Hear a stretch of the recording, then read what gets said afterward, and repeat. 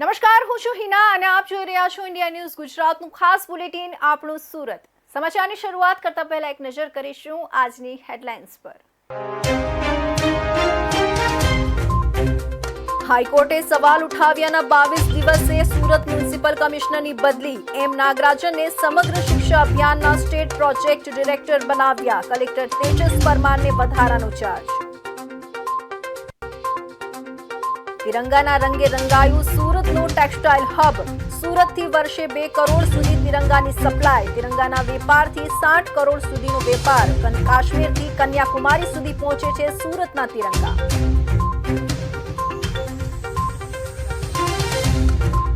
Doctor हर्ष पंड्या अपघात मामले रेगिंगनो खुलासो। 4 तबीबो सामे खटोदरा पोलीसमां गुनो नोंधायो। 10 तबीबी विद्यार्थीओ रेगिंगनो भोग बन्यानो खुलासो। रेसिडेंट तबीब हर्ष पंड्या अपघात मामलो। 48 कलाक थवा छतां रिपोर्ट न मळता कुलपति लाल डीन अने एंटी रेगिंग स्क्वॉड सामे पण पगला लेवाशे। अने कारमां जीपीएस लगावी 7 दिवसथी सतीश मराठाने ट्रेक करता मोको मळता ज खेल खत्म कर्यो। आरोपी राहुल मंडल खलनायकनी रील बनावी सीन सपाटा करतो। 28 ની ઉંમરે 15 ગુના। અને હવે જોઈશું સમાચાર વિસ્તારથી। સુરતના ચર્ચિત અને વિવાદાસ્પદ નાસિરનગર ડિમોલિશન વિવાદમાં ગુજરાત હાઈકોર્ટની આકરી ટકોર અને ફટકાર બાદ રાજ્ય સરકારે કડક પગલાં લીધા છે। સામાન્ય વહીવટ વિભાગે તારીખ 11 ઓગસ્ટ 2026ના રોજ તાત્કાલિક અસરથી સુરત મ્યુનિસિપલ કમિશનર એમ નાગરાજનની બદલી કરવામાં આવી છે। નાસિરનગરમાં કોઈ પણ પૂર્વ નોટિસ આપ્યા વિના ડિમોલિશન કાર્યવાહી સામે હાઈકોર્ટે ભારે નારાજગી વ્યક્ત કરી હતી અને અધિકારીઓની જવાબદારી નક્કી કરવા કડક વલણ અપનાવ્યું હતું। 20 જુલાઈએ હાઈકોર્ટમાં રાજ્ય સરકાર અને સુરત મ્યુનિસિપલ કમિશનરની આકરા શબ્દોમાં ઝાટકણી કાઢતા કહ્યું હતું કે ગેરકાયદે ડિમોલિશન મામલે નાના કર્મચારીઓ સસ્પેન્ડ થયા તો મ્યુનિસિપલ કમિશનર તેના હોદ્દા પર કેવી રીતે રહી શકે। ત્યારે હાઈકોર્ટે સવાલ ઉઠાવ્યાના 22 દિવસે સુરત મ્યુનિસિપલ કમિશનરની બદલી કરવામાં આવી છે। રાજ્ય સરકારના નોટિફિકેશન મુજબ એમ નાગરાજનની ગાંધીનગર ખાતે સમગ્ર શિક્ષા અભિયાનના સ્ટેટ પ્રોજેક્ટ ડિરેક્ટર તરીકે નિમણૂક કરવામાં આવી છે। તેમની જગ્યાએ સુરતના વર્તમાન જિલ્લા કલેક્ટર તેજસ દિલીપભાઈ પરમારને સુરત મ્યુનિસિપલ કમિશનર તરીકેનો વધારાનો હવાલો સોંપવામાં આવ્યો છે। આ ઉપરાંત સમગ્ર શિક્ષા અભિયાનના પૂર્વ state project director Ranjit Kumar જેની Gujarat electricity regulatory commission GERC ગાંધીનગરના સેક્રેટરી તરીકે નિમણૂક કરવામાં આવી છે। ગુજરાત હાઈકોર્ટે નાસિરનગર ગેરકાયદે ડિમોલિશન પ્રકરણમાં માત્ર સુરત મ્યુનિસિપલ કમિશનરની કામગીરી સામે જ લાલ આંખ નહોતી કરી, પરંતુ એસઓજી ડીસીપી રાજદીપસિંહ નકુમની ભૂમિકા અને કામગીરી સામે પણ ગંભીર પ્રશ્નો ઉઠાવ્યા હતા। હવે જ્યારે હાઈકોર્ટની ફટકાર બાદ રાજ્ય સરકારે મ્યુનિસિપલ કમિશનરની બદલી કરી દીધી છે, ત્યારે તમામની નજર એ વાત પર ટકેલી છે કે એસઓજી ડીસીપી સામે સરકારનું આગામી વલણ શું રહેશે, જેથી આ સુનાવણી દરમિયાન પોલીસ વહીવટ અને સરકાર દ્વારા કોર્ટ સમક્ષ શું રજૂઆત કરવામાં આવે છે તેના પર સૌ કોઈનું ધ્યાન કેન્દ્રિત થયેલું છે।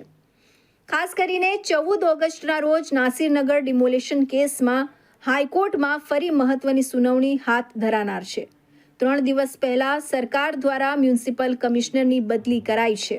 30/5/2026ના રોજ સુરત મહાનગરપાલિકાના વહીવટીતંત્ર અને સુરત શહેર એસઓજીના ડીસીપી રાજદીપસિંહ નકુમના મેળા પીપળામાં નાસિરનગરના જે ગરીબ શ્રમિક પરિવારો સાથે હિટલરશાહી પદ્ધતિથી અન્યાયને અત્યાચાર કરવામાં આવ્યો ને એક જ ઝાટકે એમને ઘર વિહોણા કરવામાં પણ બિલ્ડરના લાભાર્થે એ બનાવની સામે તમામ મીડિયા મિત્રોએ ખૂબ જાગૃતતા રાખી સહકાર આપ્યો।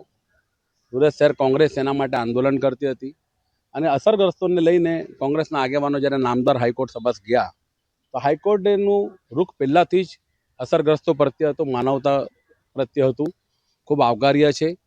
હાઈકોર્ટને કારણે સુરત મહાનગરપાલિકાના 2 કાર્યપાલક ઇજનેર સુજલ પ્રજાપતિ, જૈન રામજીવાલા, ડેપ્યુટી ઇજનેર અર્પણ પરમાર, આસિસ્ટન્ટ ઇજનેર મોનિક ગઢિયા અને જુનિયર ઇજનેર નરેશ ગલચરને સસ્પેન્ડ કરવામાં આવ્યા હતા। પરંતુ મુખ્ય જવાબદાર મ્યુનિસિપલ કમિશનર પણ છે અને પોલીસના એસઓજી ડીસીપી નકુમ પણ છે। એ બાબતે નામદાર હાઈકોર્ટ શરૂઆતથી ટકોર કરતી હતી ને એમાં સુજલ પ્રજાપતિ જે કાર્યપાલક ઇજનેર છે એ નામદાર હાઈકોર્ટમાં એના સસ્પેન્શન ઓર્ડરની વિરુદ્ધમાં ગયા અને એમને પત્તા ઓપન કર્યા કે અમે ડિમોલિશન મ્યુનિસિપલ કમિશનર શ્રીના આદેશથી કર્યું છે. એટલે એક વાત તો સ્પષ્ટ થઈ હતી કે મ્યુનિસિપલ કમિશનર આ બાબતે અજાણ ન હતા. અને નામદાર હાઈકોર્ટના ટકોર બાદ ગઈકાલે સરકારે નાગરાજનજીને તાત્કાલિક અસરથી સુરત મ્યુનિસિપલ કમિશનર પદેથી હટાવવામાં આવ્યા. એમને ગાંધીનગર સર્વ શિક્ષા અભિયાનમાં ડિરેક્ટર તરીકે કરવામાં આવી. આ શહેરના મહાનગરપાલિકાના પ્રથમ એવા મ્યુનિસિપલ કમિશનર હશે કે જે 28/1/2026ના રોજ સુરતમાં હાજર થયા હતા. એટલે 26મી જાન્યુઆરીનું ધ્વજવંદન ના કરી શક્યા અને 11/8/2026ના વિદાય લઈ લીધી. એટલે 15મી ઓગસ્ટનો ધ્વજવંદન નથી કરી શક્યા. 7 મહિનાના ટૂંકા ગાળામાં એમને અહીંયાથી જવાની ફરજ પડી. આનાથી એટલી શીખ જરૂર મળી છે તમામ ઉચ્ચ અધિકારીઓએ કે કોઈ પણ રાજકીય નેતાના ખીલે બહુ કુદાકૂદ ના કરવી જોઈએ. ને તમારી જે ફરજ છે બંધારણમાં રહીને, કાયદામાં રહીને, નીતિ નિયમ મુજબ કરવી જોઈએ. કોઈ રાજકીય દબાણમાં આવીને એવો કૃત્ય ના કરવો જોઈએ કે જે તમને વ્યક્તિગત ભોગવવાનું આવે. આજે જે પરિસ્થિતિ નાસિરનગરને કારણે અધિકારીઓમાં ઉદ્ભવી છે કે ક્યાંક ને ક્યાંક રાજકીય દબાણમાં એ લોકો કરેલો કામ આજે એને પસ્તાવો થઈ રહ્યો છે. અમે તો ન્યાયની અપેક્ષાએ ને આ દેશના બંધારણને માન આપીએ છીએ અને ન્યાયની માટેની લડાઈ અમારી ચાલુ છે. જ્યાં સુધી અસરગ્રસ્તોને ન્યાય મળશે ને અમને નામદાર હાઈકોર્ટના પર સંપૂર્ણ વિશ્વાસ છે કે અસરગ્રસ્તો પ્રત્યે જે અમે ઈચ્છીએ છીએ ન્યાય મળશે. તો નહીં તો નાસિરનગર બાબત હવે નામદાર હાઈકોર્ટ જે કંઈ ગાઈડલાઈન આપશે, જે કંઈ આદેશ કરશે એ પ્રમાણે એને અનુસરવું પડશે. ચાહે કલેક્ટર હો, મ્યુનિસિપલ કમિશનર હો કે નાસિરનગરના અસરગ્રસ્ત પરિવારો હોય. ને મેં કીધું એમ કે અમને પૂર્ણ વિશ્વાસ છે નામદાર હાઈકોર્ટમાં કે ચોક્કસપણે અસરગ્રસ્તોને 100% સંતોષકારક એમને જે ઈચ્છે છે એ મળશે. સુરતમાં 29 અને 30 મે 2026ના રોજ વેડ દરવાજા પાસેના નાસિરનગરમાં ભારે પોલીસ બંદોબસ્ત સાથે 100 મકાનનું ડિમોલિશન કરવામાં આવ્યું હતું. જોકે આ ડિમોલિશન ગુજરાતના ઇતિહાસનું સૌથી રહસ્યમય ડિમોલિશન ગણાવી શકાય એવું હતું. આ ડિમોલિશનનો અસલી વિલન કોણ છે તેનો ચહેરો સામે આવવાનો હજુ બાકી છે. ત્યારબાદ આ મામલો હાઈકોર્ટ પહોંચ્યો હતો, જ્યાં કોર્ટે મ્યુનિસિપલ કમિશનરથી લઈ પોલીસ કમિશનર તથા સરકારની કામગીરી સામે ગંભીર સવાલ ઉઠાવ્યા હતા. 15 ઓગસ્ટના સ્વાતંત્ર્ય પર્વને હવે ગણતરીના દિવસો બાકી છે, ત્યારે દેશભરમાં તિરંગાની માંગમાં વધારો જોવા મળી રહ્યું છે. દેશના રાષ્ટ્રધ્વજના નિર્માણમાં સુરતના ટેક્સટાઇલ ઉદ્યોગે પણ આગવી ભૂમિકા ભજવી છે. કાપડ ઉત્પાદન માટે વિશ્વભરમાં ઓળખ ધરાવતું સુરત હવે તિરંગાના કાપડના ઉત્પાદનનું પણ મહત્વનું કેન્દ્ર બન્યું છે. સુરતની ટેક્સટાઇલ મિલો અને પ્રોસેસિંગ યુનિટ્સમાં તિરંગાના કાપડનું મોટા પાયે ઉત્પાદન થઈ રહ્યું છે. હર ઘર તિરંગા અભિયાન બાદ સુરતમાંથી દેશના વિવિધ રાજ્યોમાં તિરંગાની સપ્લાયમાં નોંધપાત્ર વધારો થયો છે. સુરતના ટેક્સટાઇલ ઉદ્યોગમાં હાલ તિરંગાના રંગો છવાયેલા જોવા મળી રહ્યા છે. કાચા માલથી લઈને વણાટ, ડાઇંગ, પ્રિન્ટિંગ, કટિંગ અને સિલાઈ સુધીની સમગ્ર પ્રક્રિયા સુરતમાં જ કરવામાં આવે છે. કેસરી, સફેદ અને લીલા રંગની ચોકસાઈ જળવાઈ રહે તે માટે ખાસ પ્રકારની પ્રોસેસિંગ કરવામાં આવી છે. સાથે જ રાષ્ટ્રધ્વજની ગુણવત્તા અને મજબૂતી જળવાઈ રહે તે માટે ઉચ્ચ ગુણવત્તાના ફેબ્રિક અને મજબૂત ફાઇબરનો ઉપયોગ કરવામાં આવે છે. તિરંગાના નિર્માણમાં સુરતના લાખો ટેક્સટાઇલ શ્રમિકો અને ઉદ્યોગકારોની મહેનત જોડાયેલી છે. સુરતમાંથી દરરોજ મોટા પ્રમાણમાં તિરંગા દેશના વિવિધ રાજ્યોમાં મોકલવામાં આવે છે. રોડ, રેલવે અને હવાઈ માર્ગે અહીં તૈયાર થયેલા રાષ્ટ્રધ્વજ કાશ્મીરથી કન્યાકુમારી અને દ્વારકાથી અરુણાચલ પ્રદેશ સુધી પહોંચે છે. એટલે દેશના વિવિધ ખૂણામાં લહેરાતા તિરંગા પાછળ સુરતના ટેક્સટાઇલ ઉદ્યોગની મહત્વપૂર્ણ ભૂમિકા જોવા મળે છે. રાષ્ટ્રધ્વજનું ઉત્પાદન કરતી વખતે ધ્વજ સંહિતાના નીતિ નિયમોનું પાલન કરવામાં આવે છે. તિરંગાના ત્રણેય રંગોની ચોકસાઈ ઉપરાંત અશોક ચક્રના ચોક્કસ માપદંડોનું પણ ધ્યાન રાખવામાં આવે છે. મેક ઇન ઇન્ડિયા અને હર ઘર તિરંગાના વિઝનને સાકાર કરવામાં સુરતનું ટેક્સટાઇલ ક્ષેત્ર મહત્વનું યોગદાન આપી રહ્યું છે. દેશના ગૌરવ અને રાષ્ટ્રીય અસ્મિતાના પ્રતીક એવા તિરંગાના નિર્માણમાં સુરતની આ આગવી ભૂમિકા શહેરના ટેક્સટાઇલ ઉદ્योगની एक नवी ओळख बनी रही है. आदरणीय प्रधानमंत्री जी ने जब से हर घर तिरंगे के बारे में बताया था तब से डिमांड बहुत अच्छी है. करीब आप सूरत से सोचो तो 1.5 से 2 करोड़ तिरंगे की डिमांड है. अच्छी डिमांड है, मतलब व्यापार समझो आप 50 से 60 करोड़ तक का व्यापार हो जाएगा. अब लोगों की डिमांड भी बहुत अच्छी आती है दूसरी जगह से, सब जगह से। सूरत में डिमांड बहुत अच्छी है। दूसरी जगह जैसे आप देखोगे अहमदाबाद सब जगह भी बनता है, बट जो क्वालिटी और चीज़ सूरत दे पाता है वो कहीं नहीं दे पाता। तो जितने भी लोगों की डिमांड आती है वो सूरत में ही सबसे ज़्यादा आती है। जो चीज़ है, क्वालिटी, कटिंग, स्टिचिंग सब जो सूरत की है वो बहुत अच्छी चीज़ सूरत दे पाता है। સુરતને આમ તો સિલ્ક સિટી અને ટેક્સટાઇલ હબ તરીકે ઓળખવામાં આવે છે, પરંતુ હવે દેશના ગૌરવ સમાન તિરંગાના મોટા પાયે ઉત્પાદન માટે પણ સુરત આગવું સ્થાન બનાવી રહ્યું છે. સુરતના કાપડ ઉદ્યોગમાં તૈયાર થતું કાપડ જ્યારે દેશના વિવિધ ખૂણામાં તિરંગા બનીને પહોંચે છે, ત્યારે તેમાં માત્ર રંગો નહીં પરંતુ લાખો શ્રમિકો અને ઉદ્યોગકારોની મહેનત સાથે દેશભક્તિની ભાવના પણ વણાયેલી જોવા મળે છે. સુરતની નવી સિવિલ હોસ્પિટલના તબીબી વિદ્યાર્થી ડોક્ટર હર્ષ પંડ્યાના આપઘાત મામલે પોલીસ તપાસમાં રેગિંગનો ચોંકાવનારો ખુલાસો થયો છે. એન્ટી રેગિંગ કમિટીના રિપોર્ટની તપાસ અને ખરાઈ બાદ ડોક્ટર હર્ષ પંડ્યા સહિત વિદ્યાર્થીઓ સાથે રેગિંગ અને હેરેસમેન્ટ થયાનું સામે આવ્યું છે. આ મામલે ખટોદરા પોલીસે 4 તબીબો વિરુદ્ધ ગુનો નોંધી તપાસ શરૂ કરી છે. પોલીસે 4 તબીબો સામે ફોજદારી કાર્યવાહી હાથ ધરી છે. એન્ટી રેગિંગ કમિટી દ્વારા પોલીસને સોંપવામાં આવેલા રિપોર્ટની ચોકસાઈ અને ખરાઈ કરવામાં આવી હતી. રિપોર્ટમાં રેગિંગ થયાનું સામે આવતા નવી સિવિલ હોસ્પિટલના એડમિનિસ્ટ્રેટિવ વિભાગના તબીબ દ્વારા પોલીસ ફરિયાદ આપવામાં આવી હતી, જેના આધારે ડોક્ટર નિરાલી વસાવે, ડોક્ટર અનુજ મહેશ્વરી, ડોક્ટર દીક્ષિતા ઘેવરિયા અને ડોક્ટર હિના ભૂત વિરુદ્ધ ખટોદરા પોલીસ મથકમાં ગુનો નોંધવામાં આવ્યો છે. પોલીસ તપાસ મુજબ 8 ઓગસ્ટના રોજ સાંજે 5 થી 7 વાગ્યા સુધી એટલે કે અંદાજે 2 કલાક સુધી ડોક્ટર હર્ષ પંડ્યાનું રેગિંગ અને હેરેસમેન્ટ કરવામાં આવ્યું હતું. આ દરમિયાન આશરે 10 તબીબોની હાજરીમાં તેની સાથે માનસિક ત્રાસ પહોંચાડવામાં આવ્યો હોવાનો રિપોર્ટમાં ઉલ્લેખ છે. તેઓ કામ કરતા નથી, કામ કરતા આવડતું નથી જેવી વાતો કહીને તબીબી વિદ્યાર્થીઓ સાથે બિહેવિયર કરવામાં આવતું હોવાનું પણ ખુલાસો થયો છે. પ્રાથમિક તપાસમાં છેલ્લા 1 થી 1.5 મહિનાથી રેગિંગની પ્રવૃત્તિ ચાલતી હોવાનું સામે આવ્યું છે. રેગિંગનો ભોગ બનેલા સૌથી વધુ 10 તબીબી વિદ્યાર્થીઓ હોવાનું પોલીસ તપાસમાં જાણવા મળ્યું છે, જેમાંથી 9 વિદ્યાર્થીઓ હાલ નવી સિવિલ હોસ્પિટલમાં છે. હાલ અન્ય વિદ્યાર્થીઓના નિવેદન લેવાની કાર્યવાહી પણ ચાલી રહી છે. 4 તબીબોને 6 મહિના માટે સસ્પેન્ડ કરવામાં આવ્યા છે અને તેમની સામે બીએનએસની કલમ 127(2), 352 અને 354 હેઠળ કાર્યવાહી શરૂ કરવામાં આવી છે. ગઈ તારીખ 9/8/2026ના રોજ એક ડૉક્ટર હર્ષ પંડ્યા નામના રેસિડેન્ટ ડૉક્ટરે આત્મહત્યા કરેલી, જેના ભાગરૂપે સિવિલ હોસ્પિટલમાં રેગિંગ સ્ક્વોડ દ્વારા એક કમિટી નીમવામાં આવેલી, જે કમિટીમાં પ્રાથમિક રીતે એવું તારણ કરવામાં આવેલું છે તપાસના અંતે કે 4 ડૉક્ટરો દ્વારા રેસિડેન્ટ ડૉક્ટર ફર્સ્ટ યરનાઓને રેગિંગ અને માનસિક ત્રાસ આપવામાં આવતો હતો. જેના ભાગરૂપે કમિટીએ ગઈકાલે રાત્રે ખટોદરા પોલીસને એક રિપોર્ટ આપેલો હતો, જે રિપોર્ટની ચોકસાઈ અને ખરાઈ કરતાં રેગિંગ થયેલાનું સામે આવેલું છે અને તેના આધારે સિવિલ હોસ્પિટલના એડમિનિસ્ટ્રેશનના ડૉક્ટર ગિરીશભાઈ નાઓ દ્વારા આજે ફરિયાદ આપવામાં આવેલી છે, જે પોલીસે દાખલ કરેલી છે.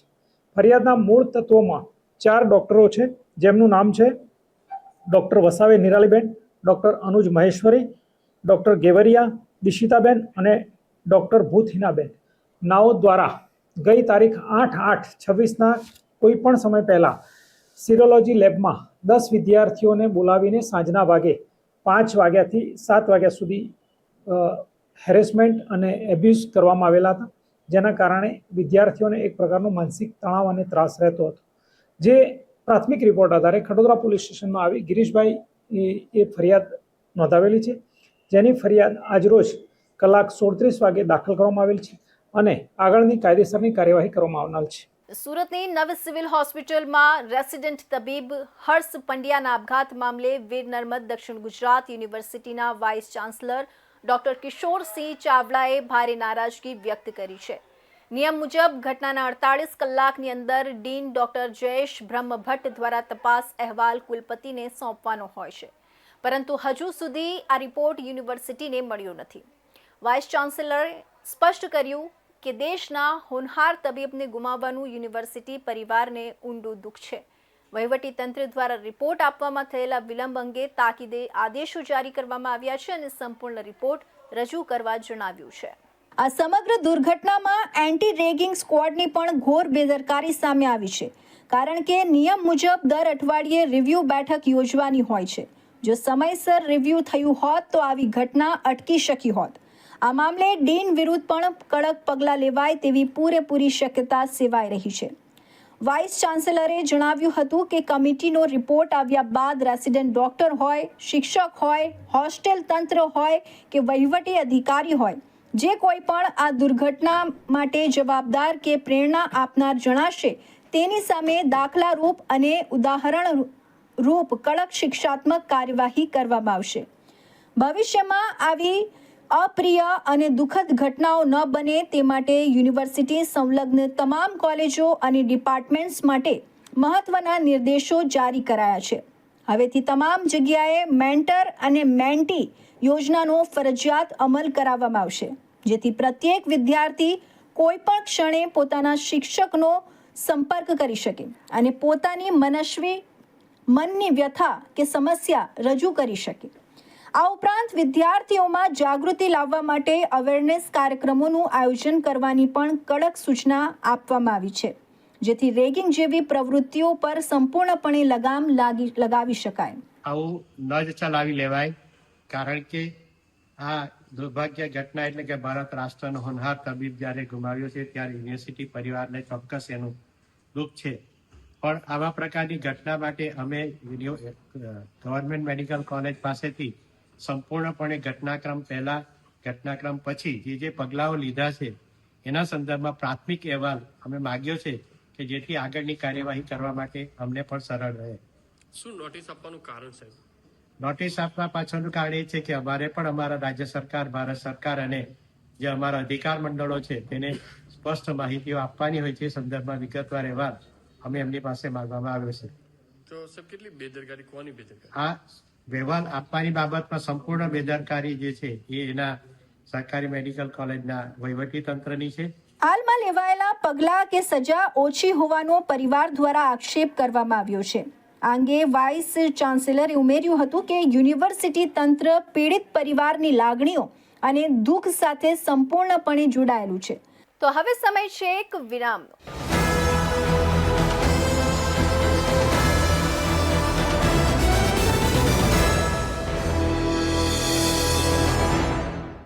મુદ્દાઓ છે દેશના,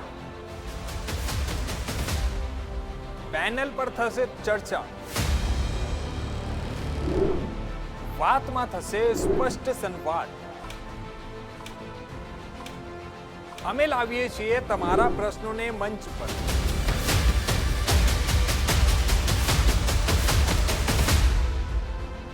કેમ કે સમસ્યા તમારી, લડત તમારી.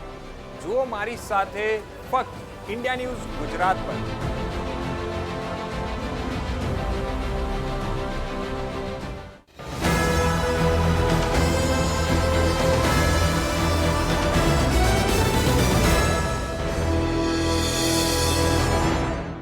વિરામ બાદ ફરી આપ સૌનું સ્વાગત છે. ગત 5 ઓગસ્ટે સુરતમાં સતીશ મરાઠાની કરાયેલી હત્યા મામલે પોલીસે મુખ્ય સૂત્રધાર રાહુલ મંડલનું લાજપોર જેલમાંથી કબજો લઈ કોર્ટમાં રજૂ કરાતા 5 દિવસના રિમાન્ડ મંજૂર કર્યા છે. રાહુલ મંડલે જેલમાંથી બેસીને જ મરાઠાને પતાવી દેવાનું કાવતરું ઘડ્યું. હત્યાના 7 દિવસ પહેલા જ સતીશની કારમાં જીપીએસ ટ્રેકર લગાવી લોકેશન મેળવવામાં આવ્યું હતું. ખલનાયકની રીલ બનાવવાનો શોખીન રાહુલ મંડલ 28 વર્ષની ઉંમરમાં જ 15 ગુના આચરી ચૂક્યો છે. ગુજસીટોકના ગુનામાં હાલ લાજપોર જેલમાં બંધ છે. સુરત પોલીસને હજી પણ ગેંગવોર ફાટવાની ભીતિ હોય. રાહુલ મંડલનો કબજો લીધા બાદ પોલીસ સ્ટેશનમાં રાખવાના બદલે કોઈ ગુપ્ત સ્થળે રાખીને જ પૂછપરછ કરાઈ રહી છે. સુરતમાં લાંબા સમયથી સતીશ મરાઠા અને રાહુલ મંડલની ગેંગ વચ્ચે ગેંગવોર ચાલતી હતી. ગુજસીટોકના ગુનામાં લાજપોર જેલમાં બંધ રાહુલ મંડલને ડર હતો કે તે બહાર આવશે તો સતીશ મરાઠા તેના પર હુમલો કરશે, જેથી જેલમાં બેસીને જ રાહુલ મંડલે સતીશની હત્યાનો પ્લાન બનાવ્યો અને અંજામ અપાવ્યો. આ કેસમાં અગાઉ 4 સગીરો સહિત 9 આરોપીઓની ધરપકડ કરાયા બાદ મુખ્ય સૂત્રધાર રાહુલ મંડલનો 11 ઓગસ્ટે જેલમાંથી કબજો લેવાયો. કોર્ટમાં રજૂ કરતા 5 દિવસના રિમાન્ડ મંજૂર કરાયા. ભેસ્તાન પોલીસની તપાસમાં જાણવા મળ્યું કે આરોપીઓએ સતીશ મરાઠાની હત્યા કરવા માટે 1 અઠવાડિયા પહેલા જ તેની કારની ડ્રાઇવિંગ સીટ પાસે ગુપ્ત રીતે GPS ટ્રેકર ફિટ કરી દીધું હતું.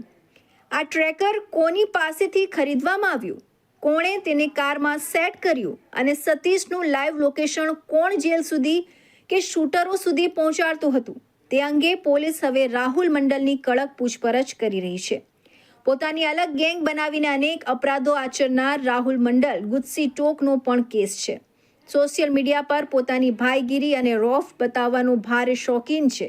વાસ્તવિક જીવનમાં પણ તે સગીર વયના કિશોરો અને શાર્પ શૂટરોને પોતાની સાથે રાખીને ક્રાઇમ નેટવર્ક ચલાવતો હોવાનું સામે આવ્યું છે.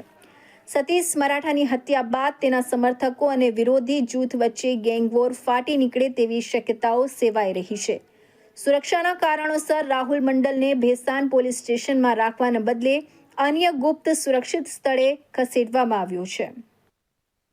સુરતની નવી સિવિલ મેડિકલ કોલેજના તબીબી વિદ્યાર્થી હર્ષ પંડ્યાના આપઘાત મામલે હવે બ્રહ્મ સમાજ દ્વારા સુરત પોલીસ કમિશનરને આવેદનપત્ર પાઠવી કડક કાર્યવાહી કરવાની માંગ કરવામાં આવી છે. બ્રહ્મ સમાજે મેડિકલ કોલેજના HOD સહિત સમગ્ર મામલે સંડોવાયેલા અને જવાબદાર લોકો સામે તાત્કાલિક પગલાં ભરવાની માંગ કરી છે. સાથે જ કસૂરવાર 4 તબીબોને કાયમી સસ્પેન્ડ કરવાની પણ માંગ કરવામાં આવી છે. આ ઉપરાંત એન્ટી રેગિંગ સ્ક્વોડની કામગીરી સામે પણ ગંભીર સવાલો ઉઠાવવામાં આવ્યા છે. હર્ષ પંડ્યાના આપઘાત મામલે બ્રહ્મ સમાજે સુરત પોલીસ કમિશનરને લેખિતમાં આવેદનપત્ર પાઠવી સમગ્ર ઘટનાની નિષ્પક્ષ તપાસ અને જવાબદારો સામે કડક કાર્યવાહી કરવાની રજૂઆત કરી છે. સમાજના આગેવાનો દ્વારા મેડિકલ કોલેજના HOD સહિત જે કોઈની પણ બેદરકારી કે જવાબદારી સામે આવે તેની સામે પગલાં ભરવાની માંગ કરવામાં આવી છે. તેમજ કસૂરવાર 4 તબીબોને કાયમી સસ્પેન્ડ કરવાની પણ માંગ કરાઈ છે. આ સાથે મેડિકલ કોલેજની એન્ટી રેગિંગ સ્ક્વોડની કામગીરી સામે પણ સવાલો ઉઠાવવામાં આવ્યા છે. સમાજનો આક્ષેપ છે કે જો રેગિંગ વિરોધી વ્યવસ્થા અસરકારક રીતે કાર્યરત હોત તો આવી ઘટના અટકાવી શકાઈ હોત. વધુમાં મેડિકલ કોલેજમાં CCTV કેમેરા પણ બંધ હોવાના મુદ્દે પણ સવાલો ઉઠાવી વિદ્યાર્થીઓની સુરક્ષા સુનિશ્ચિત કરવા તાત્કાલિક પગલાં ભરવાની માંગ કરાઈ છે. હું એડવોકેટ પ્રીતિ જોશી BCG મેમ્બર અને સમસ્ત બ્રહ્મ સમાજ અને મહિલા વકીલો દ્વારા આજે સંયુક્ત રીતે સુરત પોલીસ કમિશનરશ્રીને આવેદનપત્ર આપવા માટે આવ્યા છે. ખાસ કરીને હાલમાં જે નવી સિવિલ હોસ્પિટલ ખાતે મરહુમ ડૉક્ટર હર્ષ પંડ્યાના જે આપઘાત કેસની વાત છે ત્યારે તેને લઈને જે અમે દૈનિક વર્તમાનપત્રોથી જે વાંચવામાં આવ્યું છે તે મુજબ ડૉક્ટર હર્ષ પંડ્યાને જે રીતે રેગિંગ કરીને પીડિત કરવામાં આવ્યા હતા અને આત્મહત્યા પ્રેરે ત્યાં સુધીનું આ જે બાકીના જે આરોપીઓ છે આરોપીઓ તો કહી શકીએ કારણ કે તેઓને રેગિંગ કમિટી દ્વારા તેઓને બરખાસ્ત કરવામાં આવ્યા છે, અત્યારે સસ્પેન્ડ કરવામાં આવ્યા છે. અને એટલે ખબર પડી છે કે આ 4 ડૉક્ટરો દ્વારા આવું હિચકારું કૃત્ય આચરવામાં આવ્યું છે. તેવા સંજોગોમાં મરહુમ ડૉક્ટર હર્ષ પંડ્યાને ન્યાય મળે અને ફરિયાદ થાય, ક્રિમિનલ ફોજદારી જે કૃત્ય કર્યું છે તો એ બાબતની BNS મુજબની ફરિયાદ થાય અને કડક કાર્યવાહી થાય. તેટલા માટે અમે આજ રોજ બ્રહ્મ સમાજના અને તમામ મહિલા વકીલો અહીંયા ઉપસ્થિત થયા છે. મારું નામ એડવોકેટ સોનલ શર્મા છે. આજ રોજ અમે મહિલા વકીલો અને બ્રહ્મ સમાજના વડીલો, સમાજના લોકો અહીંયા ઉપસ્થિત થયા છે. અમારી લાગણી અને માંગણી એવી છે કે ડૉક્ટર હર્ષ પંડ્યા સાથે જે કંઈ રેગિંગ કરવામાં આવેલું છે અને જેની અંદર જે એક સાદી કલમ હેઠળ ગુનો નોંધવામાં આવેલ છે તેમાં પોલીસ ગંભીરતાપૂર્વક આગળની કાર્યવાહી કરે. પ્લસ રેગિંગ સ્ક્વોડે આની અંદર શું કામગીરી કરી. હર્ષ પંડ્યા આપઘાત મામલે હવે પરિવાર અને સમાજની માંગને પગલે જવાબદારો સામે કઈ કાર્યવાહી થાય છે તેના પર સૌની નજર છે. બ્રહ્મ સમાજે સ્પષ્ટ માંગ કરી છે કે ઘટનામાં જે કોઈ કસૂરવાર હોય તેની સામે વિલંબ કર્યા વિના કડક પગલાં ભરવામાં આવે અને મેડિકલ વિદ્યાર્થીઓની સુરક્ષા માટે જરૂરી વ્યવસ્થા વધુ મજબૂત બનાવવામાં આવે. સુરત શહેર ક્રાઇમ બ્રાન્ચની આર્મ સ્ક્વોડને એક મોટી સફળતા મળી છે.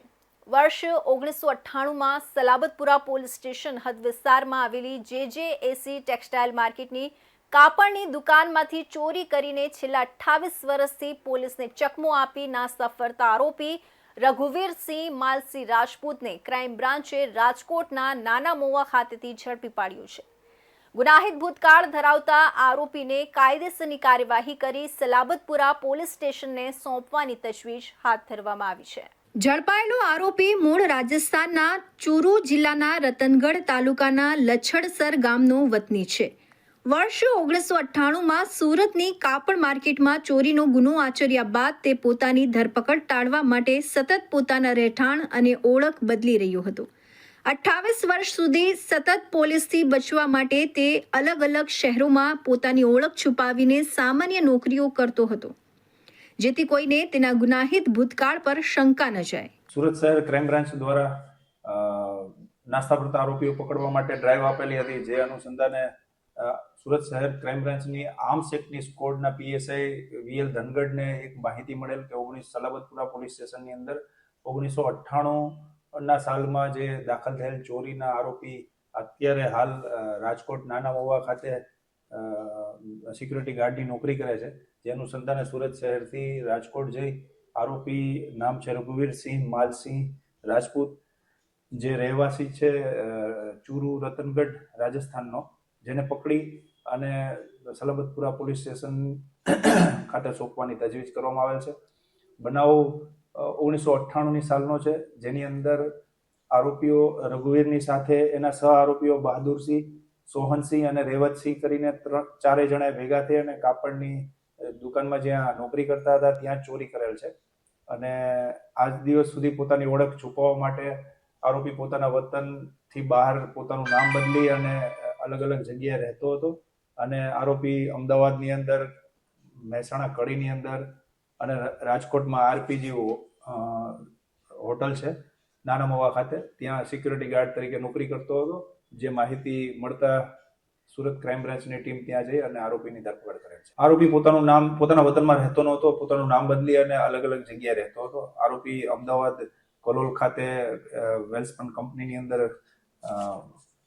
ત્યાં નોકરી કરતો હતો સિક્યુરિટી ગાર્ડ તરીકે, અને પોતે જે એસી ટેક્સટાઇલ માર્કેટની અંદર નોકરી કરતો હતો જે તે સમયે 1998માં સુરત શહેરમાં. તો એના સાથીદારો સાથે મળી અને પોતે ચોરી કરેલી હોવાનું જણાય આવે છે. આરોપીની મોડસ ઓપરેન્ડી કાર્યપદ્ધતિ અંગે જાણવા મળ્યું છે કે વર્ષ 1998માં તે એસી ટેક્સટાઇલ માર્કેટમાં કાપડની દુકાનમાં નોકરી કરતો હતો. ત્યાં અન્ય સહ આરોપીઓ બહાદુરસિંહ, સોહનસિંહ અને રેવતસિંહ સાથે મળીને તેણે કાપડની મોટો જથ્થો ચોરી કર્યો હતો અને વતનમાં ભાગી ગયો હતો. વતનમાં નામ બદલીને રહ્યા બાદ વર્ષ 2021માં તે અમદાવાદના કલોલ ખાતે ઓસવાલ ઇન્ડસ્ટ્રીઝમાં 4 વર્ષ સુધી સિક્યુરિટી ગાર્ડ તરીકે રહ્યો હતો અને છેલ્લા 2 વર્ષથી રાજકોટની આરપીજે હોટલમાં સિક્યુરિટી ગાર્ડની નોકરી કરીને છુપાયો હતો. સુરતના પૂણા વિસ્તારમાં આવેલા કોહિનૂર 2 ટેક્સટાઇલ પ્લાઝામાં ઠગાઈની એક ચોંકાવનારી ઘટના સામે આવી છે. ફ્લિપકાર્ટ કંપનીમાં કામ કરતો કુરિયર બોય છેલ્લા 15 દિવસથી ગ્રાહકોના કેન્સલ થયેલા પાર્સલો ઓફિસમાં જમા કરાવવાને બદલે બારોબાર સગેવગે કરી વેપારી સાથે વિશ્વાસઘાત કરતો હતો. જોકે વેપારી અને તેમના ભાગીદારોએ છટકું ગોઠવીને આ કુરિયર બોયને અંદાજે 50 જેટલા પાર્સલ સાથે સ્થળ પર જ દબોચી લીધો હતો. આ સમગ્ર ઘટના સીસીટીવી કેમેરામાં પણ કેદ થઈ ગઈ છે. પૂણા વિસ્તારમાં સ્થિત કોહિનૂર 2 ટેક્સટાઇલ પ્લાઝા ખાતે સોમી નામે કુરિયરની ઓફિસ ધરાવતા પ્રમોદ શિશરામ સહારણે પોલીસ ફરિયાદ નોંધાવી છે. તેમની ઓફિસ પર છેલ્લા 1.5 વર્ષથી ફ્લિપકાર્ટ કુરિયર બોય તરીકે ભાવેશ કૈલાસભાઈ ભાંભરે પાર્સલ પિકઅપ કરવા આવતો હતો. ગ્રાહકો દ્વારા ઓર્ડર કેન્સલ કરાયા બાદ તે પાર્સલ ઓફિસ પર પરત જમા કરાવવાના હોય છે. જોકે છેલ્લા કેટલાક સમયથી કેન્સલ થયેલા પાર્સલો જમા ન થતાં વેપારીને ભાવેશ પર શંકા ગઈ હતી. 2 દિવસ પહેલા ભાવેશ પાર્સલ સ્કેન કરવા આવ્યો અને કન્ફર્મ થયેલા તથા કેન્સલ થયેલા પાર્સલના પોટલા ઓફિસ બહાર મૂકીને જતો રહ્યો હતો. સાંજે 4 વાગે વેપારી પ્રમોદભાઈ અને તેમના ભાગીદારો બ્રિજેશભાઈ તથા જુગલભાઈએ માર્કેટમાં છુપાઈને તેના પર નજર રાખી હતી. ભાવેશે ટેમ્પો આવતા જ કન્ફર્મ થયેલા પાર્સલ લિફ્ટ મારફતે ટેમ્પોમાં ભરી દીધા, પરંતુ કેન્સલ થયેલા પાર્સલનું પોટલું દાદર વાટે નીચે ઉતારી બેઝમેન્ટમાં એક પિલર પાસે સંતાડી દીધું હતું. સાંજે આશરે 6:30 વાગ્યે ભાવેશ પોતાની મોપેડ લઈને બેઝમેન્ટમાં મૂકેલું કેન્સલ પાર્સલનું પોટલું લેવા આવ્યો ત્યારે જ વેપારીઓએ તેને ઘેરી લીધો હતો. તેને ઓફિસમાં લઈ જઈ પૂછપરછ કરતા તેણે સ્વીકાર્યું હતું કે તે છેલ્લા 15 દિવસથી આવી રીતે કેન્સલ પાર્સલોની ચોરી કરતો હતો. પોટલામાંથી અંદાજે 50 જેટલા કેન્સલ થયેલા પાર્સલ મળી આવ્યા હતા. ઘટના સ્થળે લોકો ભેગા થઈ જતા વેપારીએ તુરંત જ પોલીસ કંટ્રોલ રૂમ 112 પર ફોન કરી પોલીસને જાણ કરી હતી. આ મામલે પ્રમોદ સહારણની ફરિયાદના આધારે પુણા પોલીસે આરોપી ભાવેશ ભાંભરે વિરુદ્ધ ગુનાહિત વિશ્વાસઘાત અને છેતરપિંડીનો ગુનો નોંધી આગળની કાયદેસરની તપાસ હાથ ધરી છે. તો આ હતા ઇન્ડિયા ન્યૂઝ ગુજરાતના ખાસ બુલેટિન. આપણું સુરતના મહત્વના સમાચાર. નવા સમાચાર સાથે ફરી મળીશું. ત્યાં સુધી જોતા રહેજો ઇન્ડિયા ન્યૂઝ ગુજરાત.